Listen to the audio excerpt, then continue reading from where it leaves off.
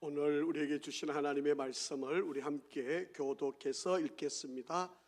신약성경 누가복음 2장 36절부터 39절까지 말씀을 한 절씩 교독해서 읽겠습니다.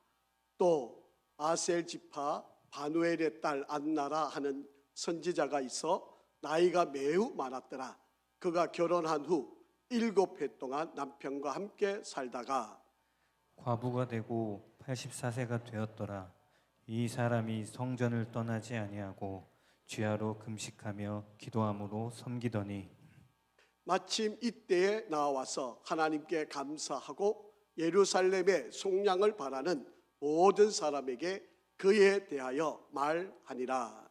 주의 율법을 따라 모든 일을 마치고 갈릴리로 돌아가 본 동네 나사렛에 이르니라. 아멘. 할렐루야. 우리 한번 앞뒤 좌우로 한번 인사하겠습니다. 하나님은 항상 선하십니다. 한 번 더 인사하겠습니다. 하나님은 항상 옳으십니다.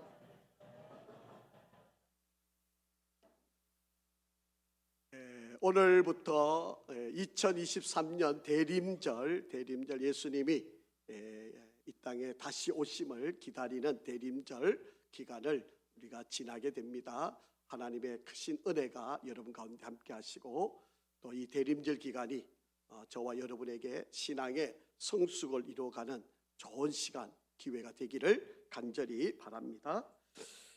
대림절을 맞이해서 첫 번째로 대림절을 맞이했던 사람들은 누구였을까? 우리가 한번 좀 생각을 해보고 오늘 누가복음 2장에 나와 있는 예수님이 초림하셨을 때 처음으로 예수님의 오심을 기다리고 있었던, 그리고 예수님을 만났던 바로 그들의 삶을 우리가 한번 생각을 해보려고 합니다.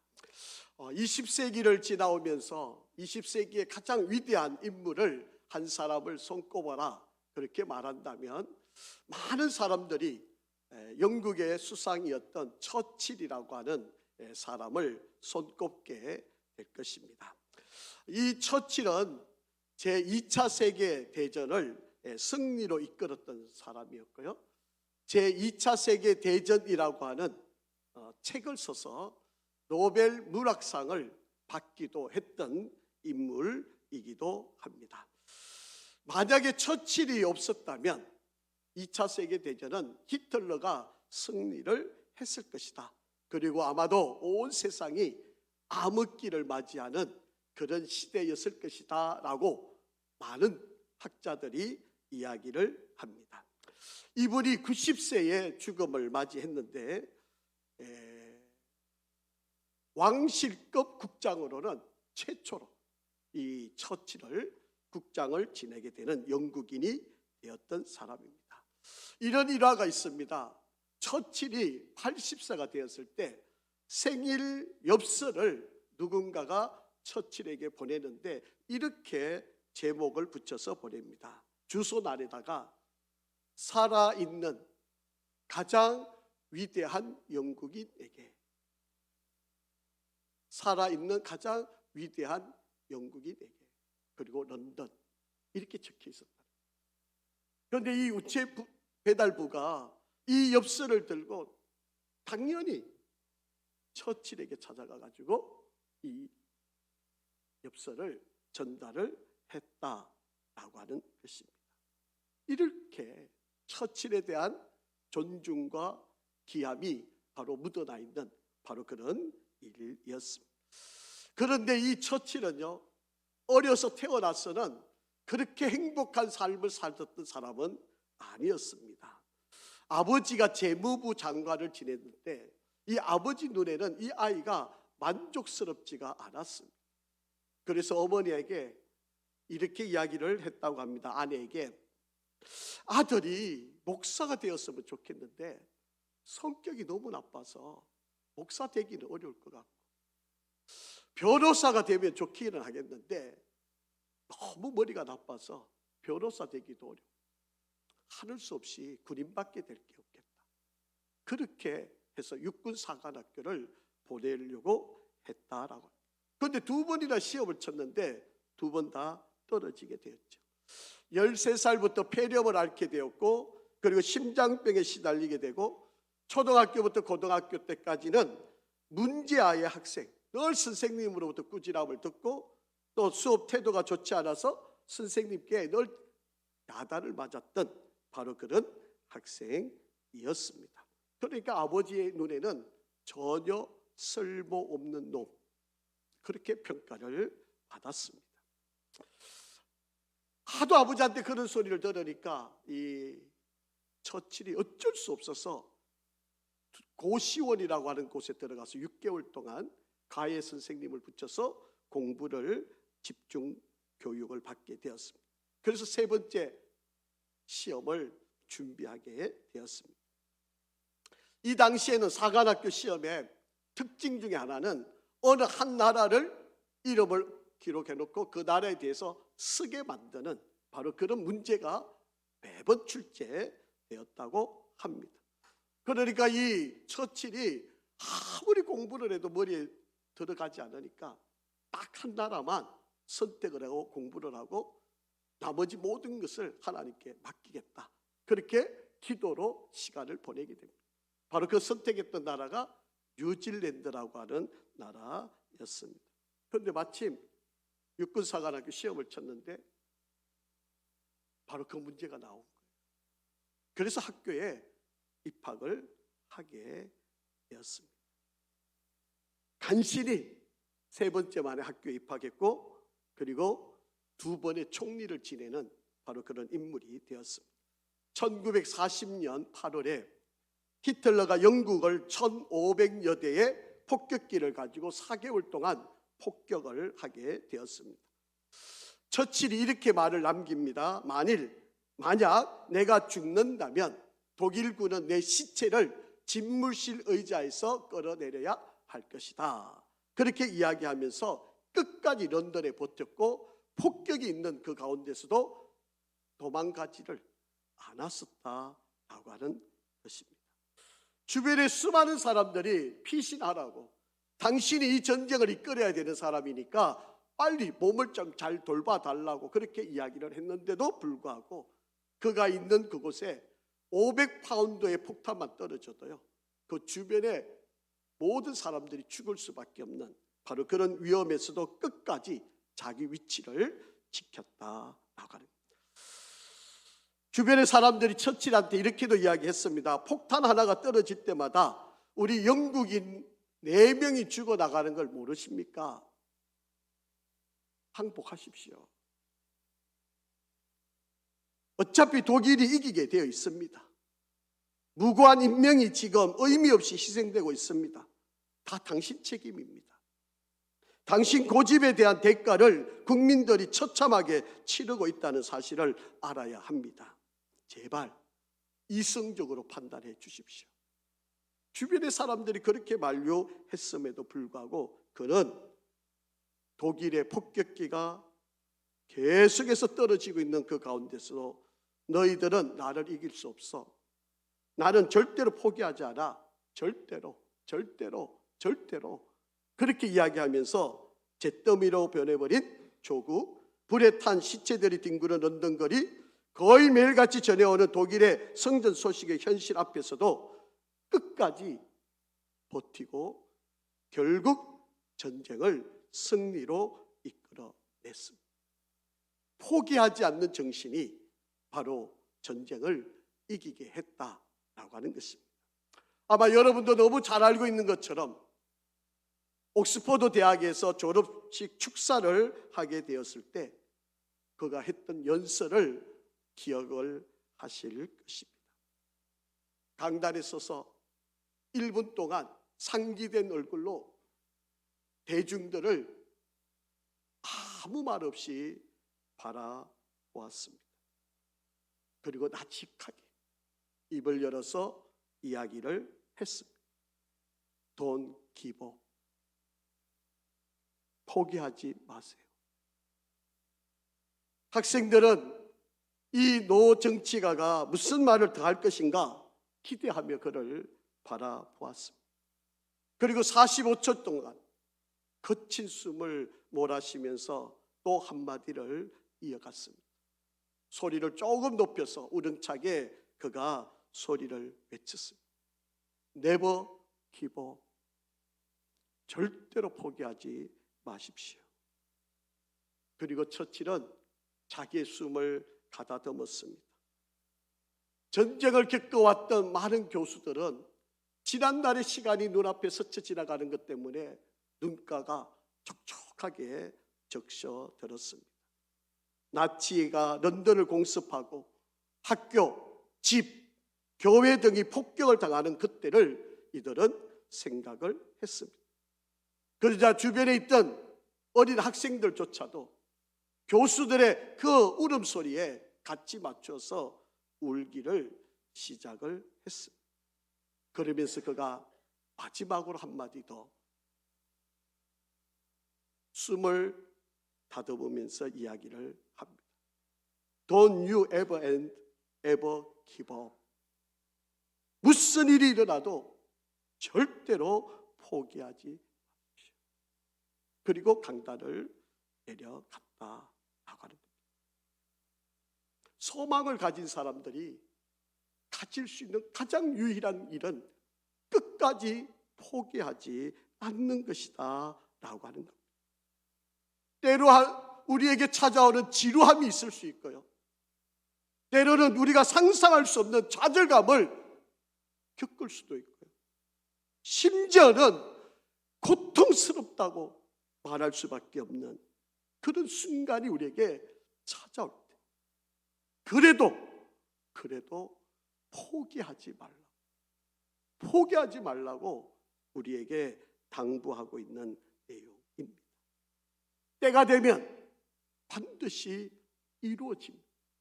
여러분 0.1%만 사여도요 언젠가는 100% 사여지게 되지 않겠습니까? 나무를 심어도 적어도 50년 혹은 100년을 키워야 그 나무가 제목이 되어진다는 것은 우리가 알고 있는 사실 아닙니까? 성경도 우리들에게 분명히 말씀합니다. 갈라디아서 6장 9절에 있는 말씀입니다. 우리 한번 같이 읽으실까요? 시작. 우리가 선을 행하되 낙심하지 말지니 포기하지 아니하면 때가 이름에 거두리라. 아멘. 하나님의 말씀도 우리에게 포기하지 말라고.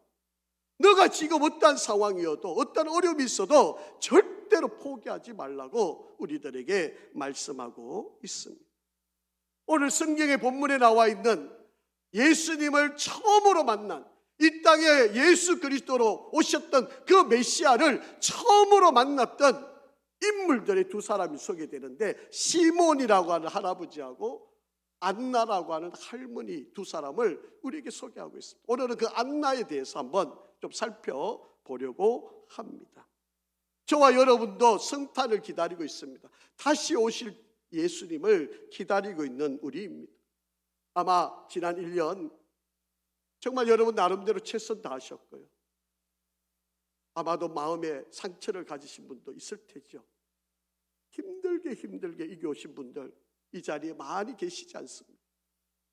때로는 숨쉬기도 힘들었던 분들, 너무 가슴이 아파서 정말 바깥에 나오기도 싫었던 분들, 너무 괴로워서 숟가락도 입에 대지 못했던 분들도 계시지 않습니까? 그럼에도 불구하고 견디셨고 포기하지 않으셨고 이겨내셨고 오늘에 이룰 수 있었던 것, 여러분 우리가 다시 오신 예수님을 기다리면서 오늘 이 안나라고 하는 이 여인을 통해서 우리가 어떤 자세로 다시 오실 주님을 기다려야 될 것인가, 이 대림절을 지나면서 우리가 한번 깨닫는 지혜가 있기를 바랍니다. 첫 번째는요, 환난이 우리 앞을 막지는 못하지만, 환난이 온다는 것을, 환난이 내게 다가오는 것을 내가 막지는 못하지만, 그러나 이 환난을 메시아를 기다리는 소망으로 우리가 이겨내야 한다라고 하는 것입니다. 이 안나라고 하는 여인은요, 인간적으로 보면 너무 불쌍한 바로 그런 여인입니다. 나라의 정치적인 상황은 더할 나위 없이 로마의 압제하에 있었던 바로 그런 시절이었고요. 당시에 왕이라고 하는 이가 헤롯 헤롯이라고 하는 왕인데 얼마나 무섭고 악독한 왕인지 아십니까? 이 왕비가 왕권에 도전했다고 해서 왕비와 장모와 그리고 두 아들을 그냥 죽여버리는 바로 그런 왕이었습니다. 여러분 너무 알다시피 메시아가 오신다고 하는 그 이유 때문에 지금으로부터 태어난 2살 전에 태어난 남자아이들을 다 죽여려고 그렇게 명령을 내렸더니가 바로 헤롯 왕이었습니다. 여러분 말이 그런 거죠. 그냥 기록이 지금 이렇게 돼 있는 거지. 여러분 상상을 한번 해보세요. 2살 이하의 아이들이 대학살을 당하는 바로 이런 일이 지금 벌어지고 있는 상황입니다. 얼마나 비참합니까? 하나님이 살아계시면 어떻게 이런 일이 일어날 수 있느냐고 한탄할 수밖에 없는 바로 예수님이 오신다는 것 때문에 아무 죄도 없는 아이 2살 이하의 아이들이 생매장을 대고 죽임을 당하는 이런 일이 현실적으로 벌어지고 있었다면 우리는 어떻게 반응했을까? 그 당시의 사람들은 이 상황을 보면서 어떻게 생각을 했을까? 여러분 이 안나는요 개인적으로는 정말 행복하게 태어났습니다. 저 본문에 보시면 36절에 보면요 이렇게 설명을 하고 있지 않습니까? 36절 아셀 지파의 후손이고 아버지는 바누엘이라고 하는 아버지고 그리고 이 딸이 태어났는데 딸의 이름을 안나라고 그렇게 이름을 지었고 이 안나는 선지자였었다. 나이는 매우 많았는데 결혼을 하고 7년 동안 살다가 아마 남편이 일찍 죽음을 맞이하고 84세 이게 84세가 지금 나이가 84세인지 아니면 혼자 과부가 되어서 84세인지 정확하게 알 수는 없지만 긴 세월을 혼자 외롭게 살아왔다. 지금 그렇게 이 여인을 소개하고 있습니다. 여러분 이 아셀 지파는 야곱에게 세 번째 부인이 되는 실바에서 태어난 8번째 아들입니다. 이 아셀이라는 이름의 뜻은 행복한 그리고 축복받은 이런 뜻이고요. 바누엘이라고 하는 아버지의 이름은 여러분 너무 잘 아는 버누엘 하나님의 얼굴이라고 하는 이름을 가진 여러분 안나라고 하는 이 여인의 이름은요 구약시대의 사무엘의 어머니였던 한나 히브리 말로는 한나고 이 헬라어로는 안나라고 하는 이름을 가진 그래서 이 모든 이름의 내용을 보면 은혜, 은총 이 내용이 그러니까 이들이 살아온 인생은 행복함과 은혜와 감사함으로 사는 인생의 그러한 가정을 이루었던 것을 볼 수가 있습니다. 어떤 이유였는지 모르지만 결혼을 했습니다. 보통 이 당시에는요 13살부터 17살 정도의 여자아이들이 결혼을 하는 시기니까 84세가 되었다 혹은 아니면 84년 동안 그 84년 동안 살았다 그러면 거의 105세 정도 되는 나이가 된 거예요. 바로 이런 여인 바로 그였다라고 하는 것입니다. 여러분 이 당시에는요 여자라고 태어나면 인간 취급을 받지 못하던 시대입니다. 더더욱이나 자식이 없고 과부로 살아야 하고 집도 없고 그렇게 성전에서 머물러 살아야만 하는 바로 그런 여인이었습니다. 무엇 하나 기대할 것 무엇 하나 가질 것이 없는 이 여인은 오로지 한 가지 소망만 갖고 있었어요. 그분을 만나기만 한다. 예수를 만나기만 한다. 700년 전에 예언했던 이사야가 예언했던 바로 우리를 구원하러 오실 그 메시아를 내가 만날 수만 있다면 지금 내가 당하는 이 모든 고통은 다 사라질 거야. 그 메시아를 만날 수만 있다면 내 인생의 모든 한은 다 풀리는 것이 내가 그분을 만날 수만 있다면 나는 참으로 행복할 거야. 이 소망 하나 가지고 이 여인은 그 힘들고 어려운 시대를 지나게 되었다라고 합니다. 여러분 저와 여러분들도 다시 오실 예수님을 기다리면서 이런 소망을 갖고 살아갈 수 있기를 간절히 바랍니다. 여러분 예수님이 성천을 하시면서 사도행전 1장 11절에 이렇게 우리에게 말씀을 하셨던 거죠. 이 모든 광경을 지켜보고 있는 사람들에게 이르되 갈릴리 사람들아 어찌하여 서서 하늘을 쳐다보느냐 너희 가운데 하늘로 올려지신 이 예수는 하늘로 가신 본 그대로 어떻게 한다? 오시리라. 다시 오시겠다고 분명히 우리에게 약속을 하셨어요. 그렇기 때문에 저와 여러분이 이 대림절을 기다리면서 다시 오실 예수님을 기다리는 소망을 우리는 가져야 한다라고 합니다. 요한계시록 1장 7절에도 보면 볼지어다 그가 구름을 타고 오시리라 각 사람의 눈이 그를 보겠고 그를 찌른 자들도 볼 것이요 땅에 있는 모든 족속이 그로 말미암아 애곡하리니 그러하리라. 아멘. 여러분, 반드시 예수님이 이 땅에 오시겠다고 우리들에게 약속을 해 주셨습니다. 그러기에 여러분, 우리가 이 대림절을 지나는 동안 다시 오실 메시아, 다시 오실 그 주님, 다시 오실 예수님을 기다리는 소망을 갖고 어렵고 힘들고 괴로운 우리의 삶일지라도 소망을 품고 이겨내시기를 간절히 바랍니다. 두 번째로 이 안나는요, 늘 은혜를 받는 것은 아니지만 이 소망을 품고 끝까지 기다렸다라고 하는 것입니다. 여러분, 안나가 어떻게 살았는지 한번 성경을 좀 통해 살펴보려고 합니다. 37절입니다. 한번 같이 읽겠습니다. 시작. 과부가 되고 84세가 되었더라. 이 사람이 성전을 떠나지 아니하고 주야로 금식하며 기도함으로 섬기더니 라고 그렇게 말씀하고 있습니다. 여러분, 이 안나는요, 어떤 연유를 모르지만 행복했던 가정생활이 7년으로 끝났습니다. 그리고 과부가 되었어요.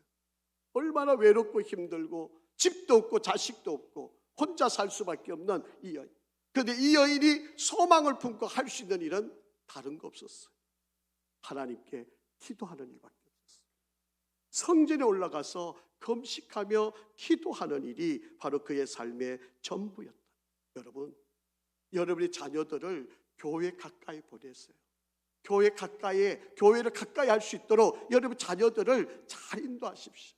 여러분, 우리 교회에 날마다 우리 자녀들을 데리고 와서 예배 드리는 일에 집중을 시키십시오. 그러면 절대로 손해보는 일이 없습니다. 여러분, 자녀들이 교회를 가까이 하는 것은요, 복 중에 복입니다. 여러분, 이번 다니엘 기도회 때도 간증을 했지만 2013년도에 평창 동계 스페셜 올림픽 세계대회 개막식에서 애국가를 불렀던 박모세라고 하는 아이의 이야기가 있습니다. 사실은 이 아이가요, 어머니가 임신을 했을 때 초음파 진단을 해봤는데 의사 선생님이 깜짝 놀란 거예요. 이 아이는 살 수 있는 아이가 아니다라고. 머리 뒤쪽이 뼈가 형성이 안 돼가지고요, 이 뇌가 다 흘러내리고 있다고 그렇게 지금 이야기를 하고 있는 겁니다. 이 아이가 살 수 있는 아이가 아니고 이 아이를 당신이 품고 있으면 결국 산모인 당신도 죽을 수밖에 없다.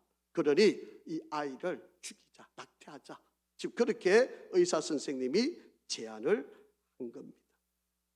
그런데 이 어머니는 믿음을 갖고 있는 어머니이기 때문에 하나님이 나에게 주신 선물인데 내가 어떻게 이 아이를 죽일 수 있느냐고, 안 된다고, 끝까지 포기하지 못하겠다고 이야기합니다. 의사는 이 아이가 살 수 있는 확률이 1%도 안 된다, 그렇게 이야기를 했습니다. 그럼에도 불구하고 이 어머니는 하나님께 희망을 걸었습니다. 의사 선생님이 이야기합니다. 되뇌가 70%, 소뇌가 90%를 잘라내야만 이 아이가 사는데, 이 아이가 살아도 보지도 못하고 듣지도 못하고 말하지도 못하고 심지어는 걷지도 못하는 바로 그런 아이가 될 수밖에 없다. 그래도 괜찮으냐? 그때 어머니는 그래도 괜찮습니다. 하나님이 주신 아이이니까 이 아이를 살리겠습니다. 그러자 이 어머니는 기도하기를 시작합니다.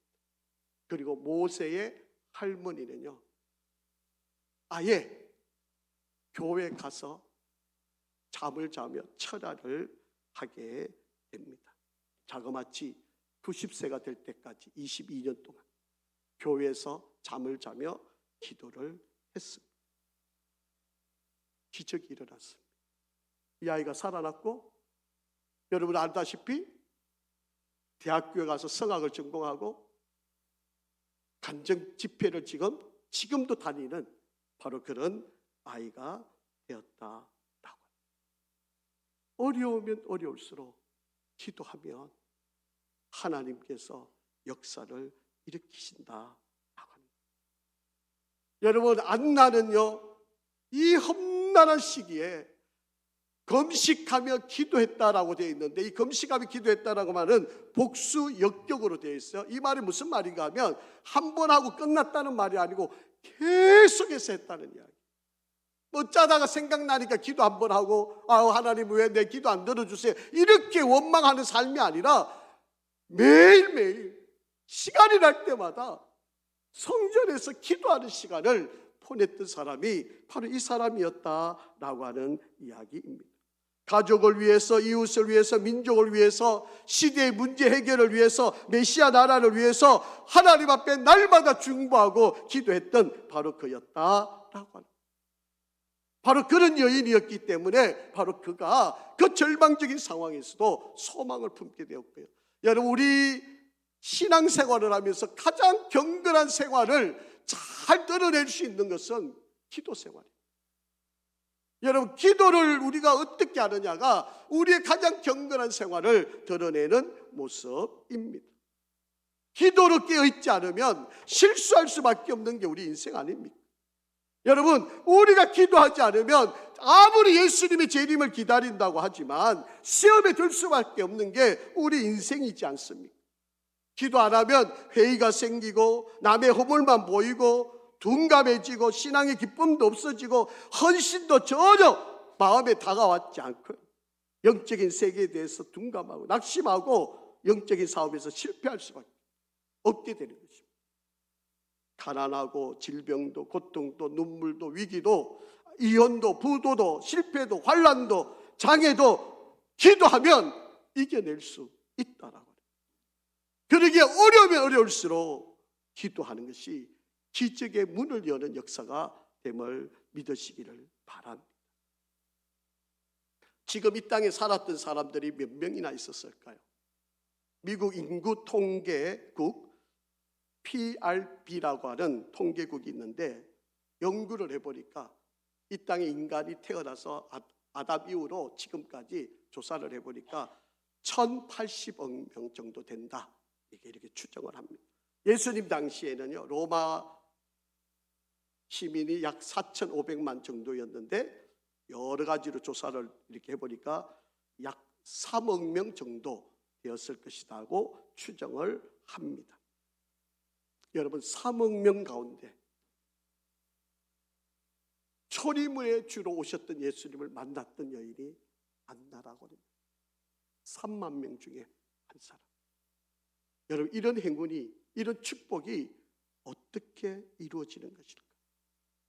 84년, 여러분 과부 되어 84년인지 나이가 84년인지 정확치는 않지만 어쨌든 그의 인생에 수많은 곡절이 있었던 그의 세월 속에 그가 원망과 한숨으로 보낸 세월이 아닌 기도하면서 지냈던 그 세월 속에 그가 소망을 품고 기다리니까 예수님을 만나.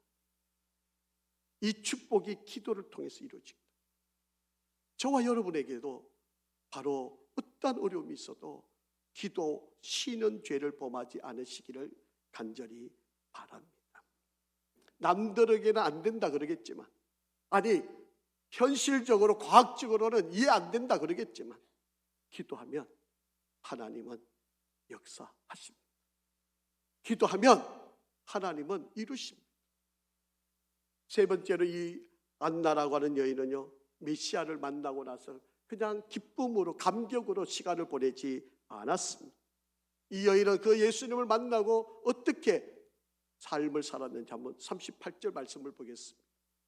시작. 마침 이때에 나와서 하나님께 뭐 했다? 감사하고 예루살렘의 속량을 바라는 모든 사에게 누구에 대해서? 그에 대하여 말하리라 라고 그렇게 말씀합니다. 먼저 하나님께 찬양을 했다는 거예요. 감사를 했다는 것입니다. 여러분, 우리 입술에서 찬양의 고백이 나온다는 것은요, 복중의 복입니다. 여러분, 우리가 입술로 찬양할 수 있다는 게 얼마나 큰 하나님의 은혜인지 모릅니다. 우리가 지금이야 그냥 내 의지로 찬양할 수 있다고 생각하시지만 여러분, 이 찬양할 수 있는 것은요, 아무나 할 수 있는 거예요. 여러분, 내가 이 찬양의 은혜를 누리고 있다는 게 얼마나 큰, 이뿐만 아닙니다. 그런데 여러분, 이것이 미완료 과거형으로 되어 있어요. 한 번 하고 끝났다는 말이 아니고 계속해서 했다는 말이잖아요. 그리고 예루살렘의 속량을 기다리는 자들에게 가서 그에 대하여, 예수님에 대하여, 내가 만난 그 예수에 대해서 그들에게 전하여 주었다. 오늘날로 말하면 전도했다, 복음을 전했다라고 하는 바로 그런 이야기가 되는 것입니다. 이게 또 전했다라고 하는 말도요, 미완료 과거형이에요. 그러니까 지난날부터 전했던 일을 지금까지, 그가 숨을 쉬고 있는 그 순간까지 계속해서 그 이야기를 전해왔다라고 하는 이야기입니다. 여러분, 미국의 워싱턴 대학에 토마스 홉슨이라고 하는 교수가 있는데, 사람들이 마음과 생각의 변화를 가져오는 때가 언제이냐, 어느 때 가장 큰 변화가 일어나느냐, 이것을 조사를 한번 해봤어요. 그래서 조사를 해보니까 지금 여러분 도표에 나와 있는 것처럼 이렇게 도표가 나와 있어요. 사람이 가장 큰 변화를 일으키는 순간이 언젠가 하면 사랑하는 배우자가 죽음을 맞이했을 때, 이걸 100으로 기준, 가장 큰. 그러니까 여러분, 배우자가 죽은 이 사람들은 정말 힘든 분들이에요. 어려운 분들이에요. 이게 말을 못해서 그렇지 본인이 겪는 고통은요, 무엇으로도 표현이 안 돼요. 그래서 이것을 가장 1순위에 두는 거예요. 100으로 두는 거예요. 그런데 사람들이 변화가 일어나는 일들 가운데 두 번째, 조금 더 강한 것을 보면 이혼이에요. 이혼. 이것이 73점이 되는 거예요. 이게 참 힘든 거죠. 이것도 사실은 얼마나 어려운 이야기인지. 그런데 임신을 하게 되면 한 40점 정도 되고, 그 다음에 집을 옮겼을 때도 우리는 많은 변화가 일어나는데 그게 25점 되는 거예요. 그런데 제가 이제 여러분에게 말씀드리고 싶은 것은 다 문제들 다 기록이 되어 있는데 더 안 나와 있고 12점이 되는 게 있는데 그게 성탄절이에요. 여러분, 성탄절도 사람이 변화가 되는 겁니다. 밑에 좀 더 올라가시면 될 것 같긴 한데, 하여튼 12점은 성탄절. 성탄절에도 세상 사람들 다 먹고 노는 것처럼 보이지만 누군가는 그들의 인생 가운데 변화가 일어날 수 있는 시간이 된다라고 하는 거예요. 제가 여러분에게 말씀드리고 싶은 것은 이제 성탄절이 다가오잖아요.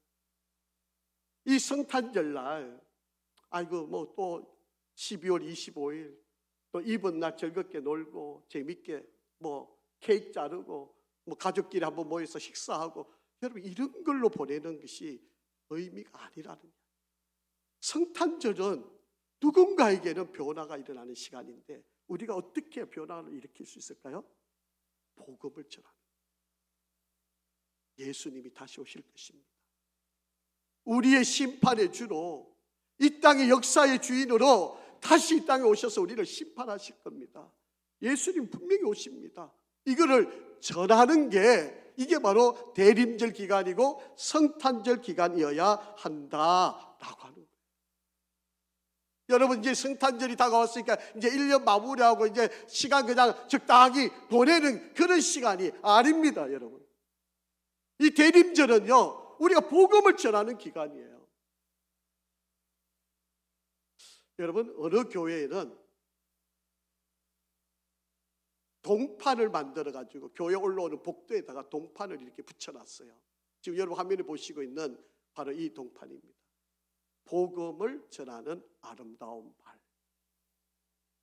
왼쪽 발에는 하나님을 영화롭게, 오른쪽 발에는 사람을 존귀하게.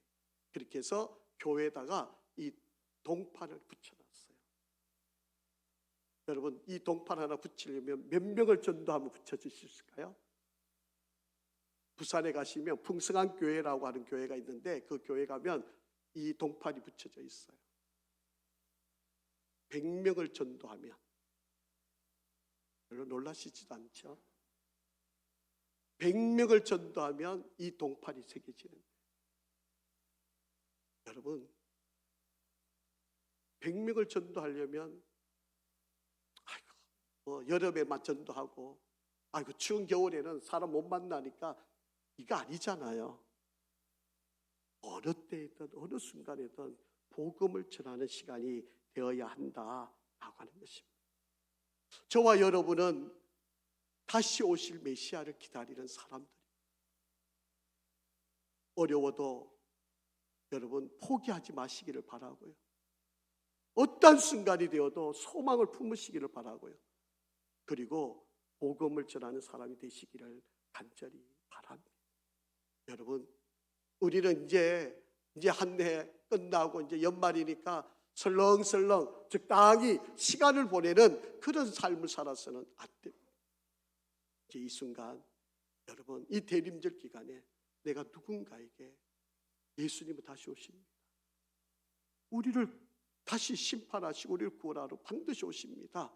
여러분, 이 예수를 전하는 그런 대림절이 되기를 주의 이름으로 축복합니다.